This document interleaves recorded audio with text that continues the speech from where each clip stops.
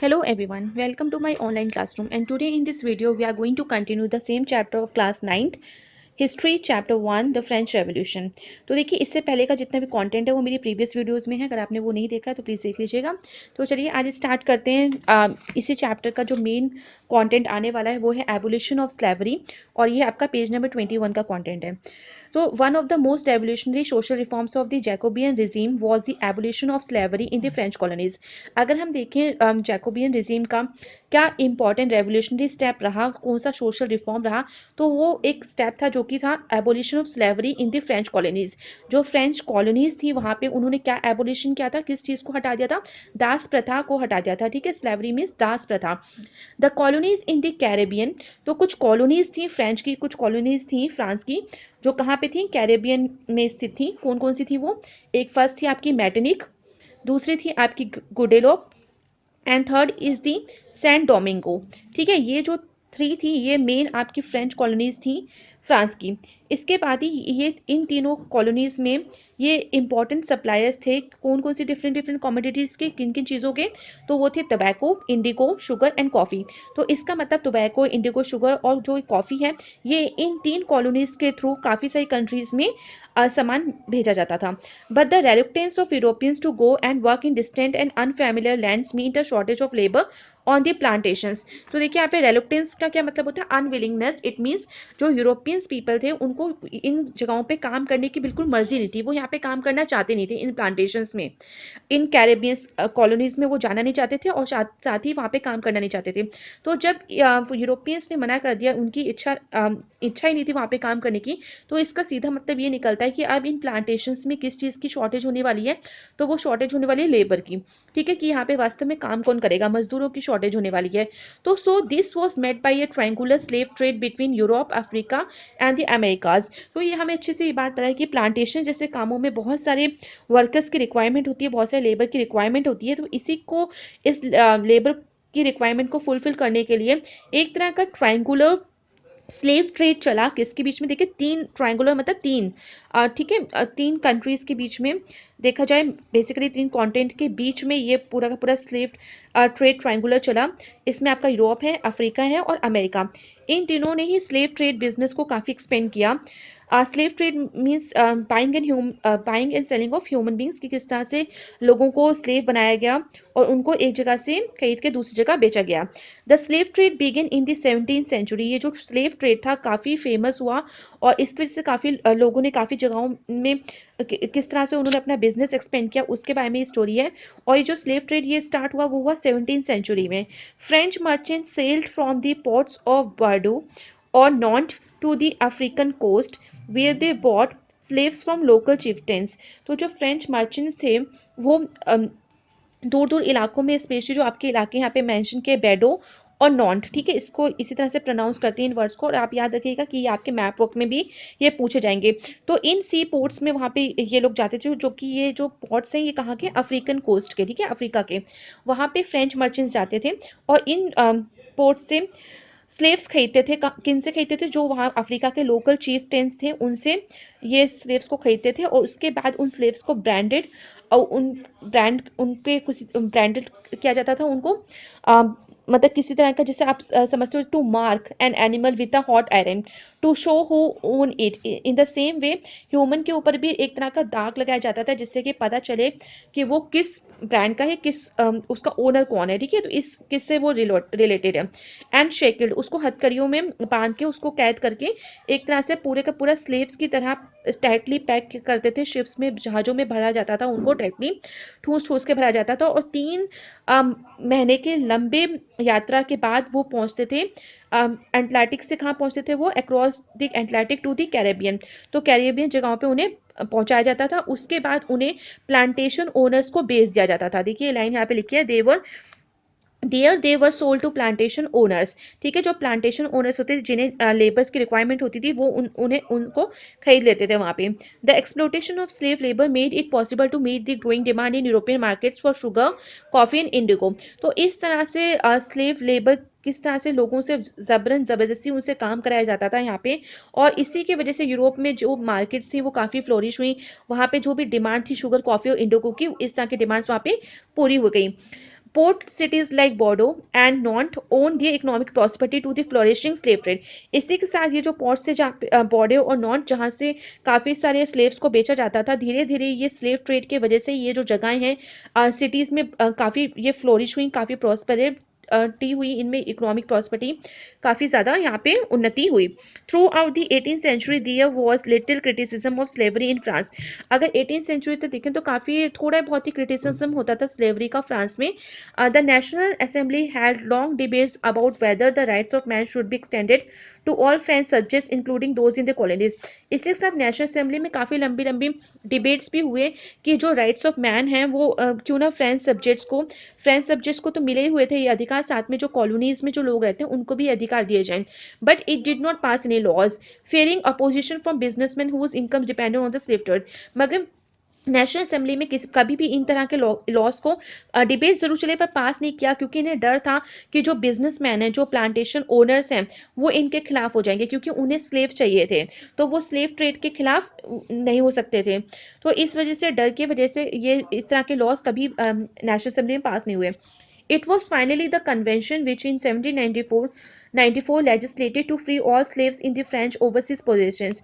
ये finally convention जब convention में ये चीज़ लाई गई 1794 में, तब जाके ऑल स्लेव्स जो फ्रेंच ओवरसीज पोजेशंस में जहाँ जहाँ ये स्लेव्स हैं उनको आज़ाद करने के, उनको फ्री करने के बारे में सोचा गया। This however turn out to be a short term measure. 10 years later Napoleon reintroduce slavery. तो ये बिल्कुल वहाँ पे था कि चलो ठीक है उनको फ्री कर दिया जाए, बट ये ज़्यादा टाइम के लिए काम नहीं किया, एकदम ये शॉर्ट टर्म मेजर था, क्योंकि इसके बाद 10 साल बाद ही जब नेपोलियन ने रूल करना स्टार्ट किया यहाँ पे, तो उसने फिर से री इंट्रोड्यूस कर दिया स्लेवरी को। ठीक है, जो स्लेवरी दास प्रथा थी कि ठीक है इस तरह से लोगों को पकड़ो, स्पेशली जो अफ्रीकन लोगों को वहाँ से लाया गया खरीद के, और यहाँ पे प्लांटेशन ओनर्स को बेचा गया।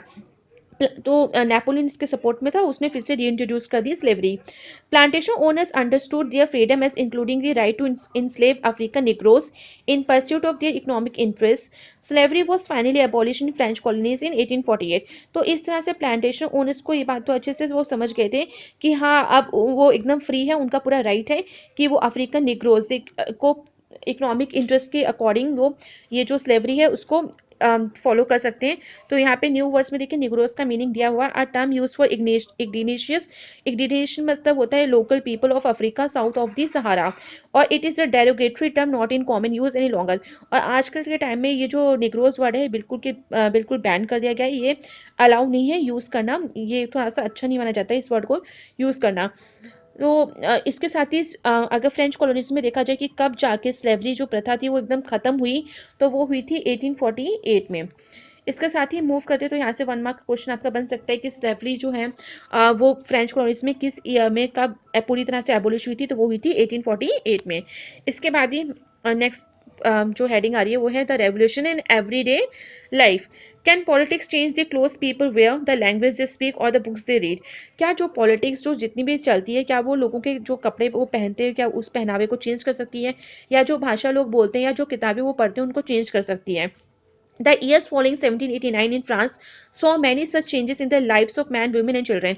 जो 1789 के फ्रांस के जितने भी ईयर के दौरान जो भी चीज़ें चेंजेस देखे गए, उसमें मैन की लाइफ भी देखी गई, वुमेन की लाइफ भी देखी गई, और चिल्ड्रन की लाइफ भी देखी गई। The revolutionary governments took it upon themselves to pass laws that would translate the ideals of liberty and equality into everyday practice।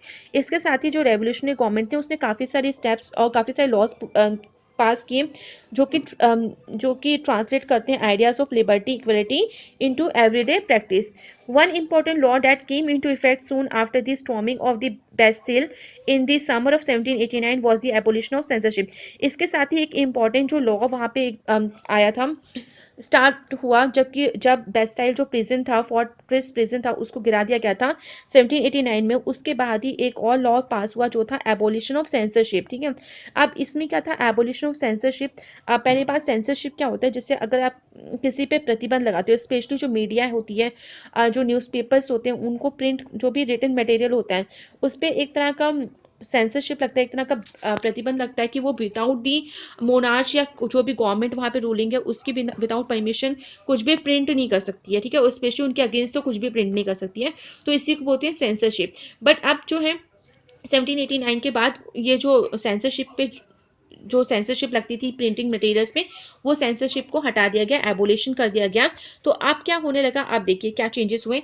In the old regime all written material and cultural activities, books, newspapers, plays could be published or performed only after they had been approved by the censors of the king। तो ये चीज़ यहाँ पे बात हो रही है कि old regime का जब टाइम था, जब मोनार्चिकल पूरा अच्छे से सिस्टम वहाँ पे फॉलो होता था, तो जितना भी रिटन मटेरियल है, आज कल्चरल एक्टिविटीज, कोई भी बुक हो, कोई भी न्यूज़पेपर हो, कोई भी प्लेस हो, अगर आपको उसको पब्लिश कराना है तो आपको पहले अप्रूवल लेना पड़ता था, किससे, राजा से, ठीक है। Now the declaration of the rights of man and citizen proclaim freedom of speech and expression to be a natural right.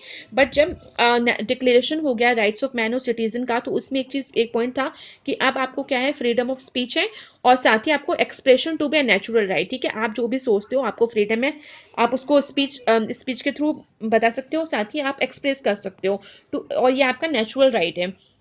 तो इस राइट के according newspapers, pamphlets, books and printed pictures flooded in the towns of France from where they travel rapidly into the countryside. तो इसके वजह से धीरे धीरे जो न्यूज़पेपर से पैम्पलेट्स थी, जो मैंने आपको बताया, एक पर्टिकुलर टॉपिक पे एक बुकलेट लिखी जाती है जिसको पैम्पलेट बोलते हैं, बुक्स हैं, प्रिंटेड पिक्चर्स हैं, ये सारी के सारी टाउन्स, जो फ्रांस का जो टाउन्स था उसमें भर भर के ये चीज़ें आने लगी, इतना प्रिंटेड मटेरियल आने लगा। साथ ही एक जगह से दूसरी जगह ये चीज़ें जाने लगी, जैसे कंट्री साइड में, पूरी की पूरी कंट्री साइड में ये सब चीज़ें, बुक्स वगैरह ट्रैवल करने लगी।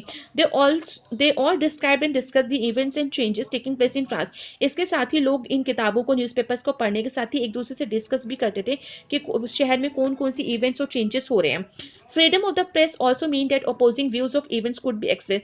इसके साथ ही फ्रीडम ऑफ द प्रेस के अकॉर्डिंग, जब ये राइट मिला, फ्रीडम ऑफ द प्रेस हो गया, तो इससे एक मतलब और भी समझ में आता है कि opposing views of events could be express.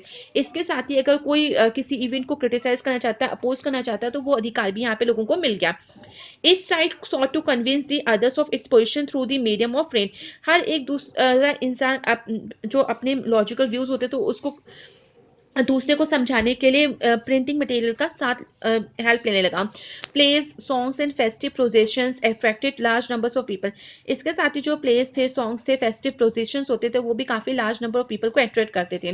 This was one way they could grasp and identify with ideas such as liberty और justice that political philosophers wrote about at length in texts which only a handful of educated people could read। इसके साथ ही ये भी था कि काफ़ी सारे लोग जो यहाँ पे थे, जिन्होंने लिबर्टी और जस्टिस जैसे आइडियाज़ को फॉलो किया, और पॉलिटिकल फिलोसफर्स जो थे, काफ़ी पढ़े लिखे जो लोग थे, उन्होंने भी इन चीज़ों के बारे में लिखा। बट ये सब चीज़ें जो थी वो सिर्फ कुछ ही एडुकेटेड पीपल ही पढ़ सकते थे, क्योंकि वहाँ पे सब इतने पढ़े लिखे नहीं थे। बाद में इसके साथ ही मूव करते हैं नेक्स्ट पेज पे, जो है कंक्लूजन। बट इससे पहले मैं आपको एक चीज़ और एक्सप्लेन यहाँ पे कर दूँ कि जो ठीक है, कुछ लोग पढ़े लिखे थे, बट ये भी था कि काफ़ी सारे लोग इन चीज़ों को ज़ोर ज़ोर से पढ़ पढ़ के दूसरे लोगों को सुनाते थे, ताकि जो अनएडुकेटेड लोग हैं उनको भी इन सब चीज़ों की नॉलेज मिल सके। इसके बाद है conclusion. In 1804 Napoleon Bonaparte crowned himself emperor of France.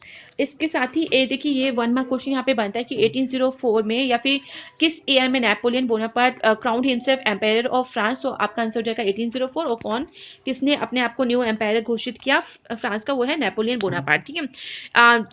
He set out to conquer neighboring European countries, disposing dynasties and creating kingdoms where he placed members of his family। इसके साथ ही उसने दूसरी कंट्रीज पे attack करना start किया, European countries पे, और काफ़ी सारी डायनेस्टीज को भी जीता, और साथ ही उन डायनेस्टीज और नए नए किंगडम्स बनाए जहाँ पे इसने खुद अपनी फैमिली के मेंबर्स को पोजीशन दी। Napoleon saw his role as a moderniser of Europe. इसके साथ ही नेपोलियन अपने आप को एक नया मॉडर्नाइजर समझता था यूरोप का, कि अब ये पूरे यूरोप को मॉडर्नाइज करेगा। He introduce many laws such as the protection of private property and a uniform system of weights and measures provided by the decimal system.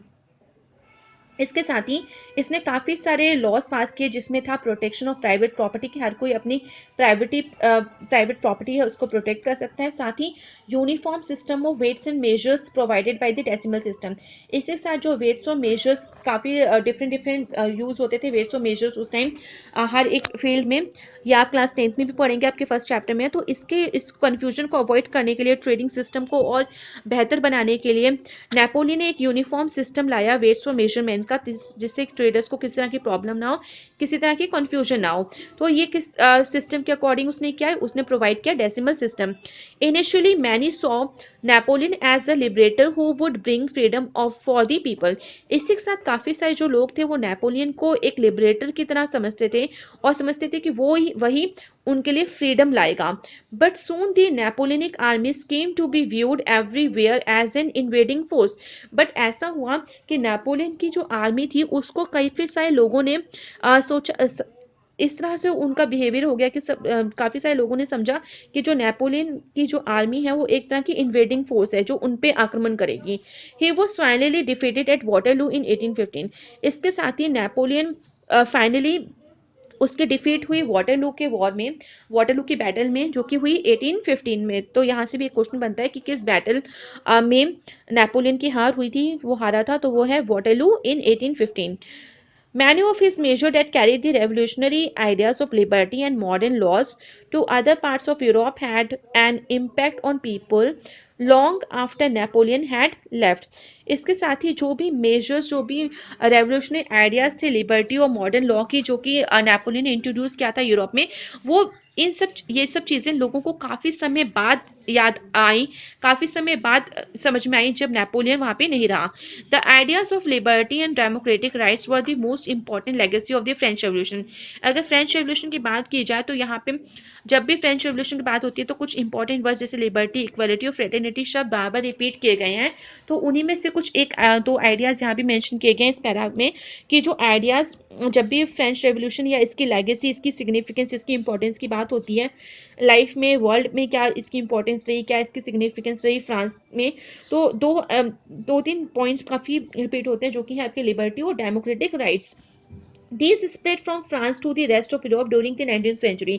तो ये जो दो आइडियाज थे specially liberty and democratic rights, वो France में तो spread हुए, साथ साथ पूरे यूरोप में ये स्प्रेड हुए 19th सेंचुरी में। इसका मतलब ये सारी चीज़ों को, इन सब आइडियाज़ को और कंट्रीज ने भी अपने वहाँ पे अडॉप्ट किया और फॉलो किया। Where feudal systems were abolished, colonized peoples revoked the idea of freedom from bondage into their movements to create a sovereign nation state। इसके साथ ही जो फ्यूडल सिस्टम था कि किस तरह से जो अमीर लोग थे वो पीजेंट और वर्कर को अपने वहाँ रखते थे, उन उनसे अपने जगहों पे उनको ज़मीन देते थे, बट रिटर्न में उनकी सर्विसेज लेते थे, जैसे उनके जगहों पे काम करना, उनके किसी भी तरह की वेरियस एक्टिविटीज़, वेरियस ड्यूटीज़ उनको परफॉर्म करनी पड़ती थी, उनके खेतों में काम करना, उनके घरों में काम करना, किसी तरह के कंस्ट्रक्शन हो रहा है तो वहाँ पे काम करना। तो ये फ्यूडल सिस्टम जो था वो भी एबॉलिश कर दिया गया। इवन जब वॉर होते थे तो एज अ सोल्जर उनको पार्टिसिपेट करना था। तो अब जो ये फ्यूडल सिस्टम था वो पूरी तरह से खत्म हो गया था। Colonise people rework the idea of freedom from bondage into their movement to create a sovereign nation state. इसके साथ ही जो कॉलोनाइज पीपल थे वहाँ भी ये जो आइडिया था फ्रीडम का वो काफ़ी स्प्रेड हुआ। उन लोगों को भी मतलब समझ में आया जैसे कि हाँ फ्रीडम कितनी इंपॉर्टेंस रखती है उनकी लाइफ में। और जो वो पहले स्लेवरी को फॉलो कर रहे थे अब वो उस बॉन्डेज से, जो दास प्रथा थी, the state of being a slave, इन सब से निकले, जो कि जैसे हमने पढ़ा था अभी थोड़ी देर पहले कि एबोलिशन हुआ स्लेवरी का। तो किस तरह से आज़ाद हुए वो, और उन्होंने अपने नेशन को एक तरह का सॉवरेन नेशन स्टेट घोषित किया थ्रू आउट काफ़ी सारे मूवमेंट्स के द्वारा। तो सॉवरेन नेशन स्टेट का मतलब sovereign means supreme power, it means other country और other person can not interfere in their personal decisions. Tipu Sultan and Ram Mohan Roy are two examples of individuals who responded to the ideas coming from revolutionary France। इसके साथ ही टीपू सुल्तान और राजा राम मोहन रॉय देखें जो India से belong करते थे, तो ये दो ऐसे इंडिविजुअल एग्जाम्पल्स हैं जो जिन्होंने ये जो लिबर्टी और डेमोक्रेटिक राइट्स जैसे आइडियाज़ को कहाँ से लिया, ये इन्होंने लिया रेवोल्यूशनरी फ्रांस से। तो ये हमारे पास ये दो मेन एग्जांपल्स हैं। इसके साथ ही देखिए थोड़ा सा कंटेंट यहाँ पे राजा राम मोहन रॉय से रिलेटेड दिया है। Raja Ram Mohan Roy was one of those who was inspired by new ideas that were spreading through Europe at that time. The French Revolution and later the July Revolution excited his imagination. He could think and talk of nothing else when he heard of the July Revolution in France in 1830. On his way to England at Cape Town, he insisted on visiting frigates, warships, flying the revolutionary tricolour flag, though he had been temporarily lamed by an accident. इसके साथ ही देखिए कुछ activities यहाँ पे mention है और उसके बाद आपके कुछ एनसीईआरटी के इंपॉर्टेंट क्वेश्चंस हैं जो आपको एक बार देखने हो, और आई होप कि इस पूरे चैप्टर को रीड करने के बाद आप इस आंसर्स को दे पाएंगे। तो फर्स्ट क्वेश्चन है, describe the circumstances leading to the outbreak of revolutionary protest in France. तो यहाँ पे आपको सबसे पहले कुछ सर्कमस्टांसेस बताने जिसकी वजह से एकदम रेवोल्यूशनरी प्रोटेस्ट जो फ्रेंच रेवोल्यूशन स्टार्ट हो गई एकदम से फ्रांस में। तो इसमें आपके जितने भी कॉजेज हैं जो कि सोशल कॉजेज है, इकोनॉमिक कॉजेज हुए, पॉलिटिकल कॉजेज हुए, फिलोसफिकल कॉजेज हुए, तो इस तरह के आपको सारे कॉजेज को मेंशन करना है। साथ ही जो सडनली कुछ सर्कमस्टांसेस हो गए कि हाई प्राइसेस हो गए, लोगों को खाने को कुछ नहीं मिल रहा था और उनको हायर टैक्स पे करना पड़ रहा था, तो इस तरह की जो भी प्रॉब्लम थी वो सारी की सारी आपको यहाँ पे मेंशन करनी है। साथ ही इस चैप्टर के आपको वर्कशीट, नोट्स और फ्लो चार्ट भी मिल जाएंगे, तो आप प्लीज़ वो वाली वीडियोस भी देख लीजिएगा। क्वेश्चन नंबर 2 है, which groups of French society benefit from the revolution. इस क्वेश्चन में देखिए काफ़ी सारे पार्ट्स हैं एक ही क्वेश्चन में। तो पहले आपसे पूछा गया which groups of the French society benefited from the revolution, की रेवोल्यूशन से फ्रेंच सोसाइटी के कौन सा ग्रुप, क्योंकि हमें अच्छे से पता है कि जो फ्रेंच सोसाइटी थी वो 3 पार्ट्स में डिवाइडेड थी, 3 स्टेट्स में डिवाइडेड थी। तो आपको वो ग्रुप बताना है जो कि फ्रेंच सोसाइटी में सबसे ज़्यादा बेनिफिटेड हुआ, जिसको सबसे ज़्यादा फायदा हुआ रेवोल्यूशन की वजह से। Which groups were forced to relinquish power? Which sections of society would have been disappointed with the outcome of the revolution? तो इस तरह से इसमें 2-3 पार्ट है इस क्वेश्चन में जो आपको आंसर देना है। इसके बाद describe the legacy of the French revolution for the peoples of the world during the 19th and 20th century. इसके साथ ही आपको फ्रेंच रेवोल्यूशन की लेगेसी बतानी है, इसकी इंपॉर्टेंस बतानी है for the people of the world, world के लोगों के लिए भी, साथ ही जो 19th और 20th सेंचुरीज के अकॉर्डिंग आपको इसकी इंपॉर्टेंस बतानी है। क्वेश्चन नंबर 4 है, draw up a list of democratic rights we enjoy today whose origins could be traced to the French revolution. तो आपको कुछ लिस्ट बनानी है कुछ डेमोक्रेटिक राइट्स की जो हमारे फंडामेंटल राइट्स हैं जो आज हम एंजॉय करते हैं, और वो फंडामेंटल राइट्स किससे कनेक्टेड है, फ्रेंच रेवोल्यूशन से कनेक्टेड है।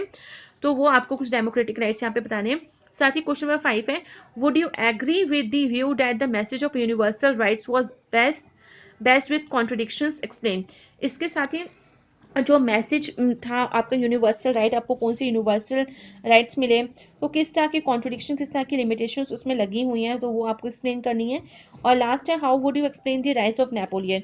तो नेपोलियन बोनापार्ट का जो लास्ट पैरा हमने अभी पढ़ा है वो आप थोड़े से वहाँ से कुछ पॉइंट्स लिख सकते हो, जहाँ जो कि मेंशन किए गए हैं बुक में। कंक्लूजन जो पैरा आपका दिया गया है उसमें मेंशन किए गए हैं, तो वो आपको वहाँ से आप आंसर मिल जाएगा।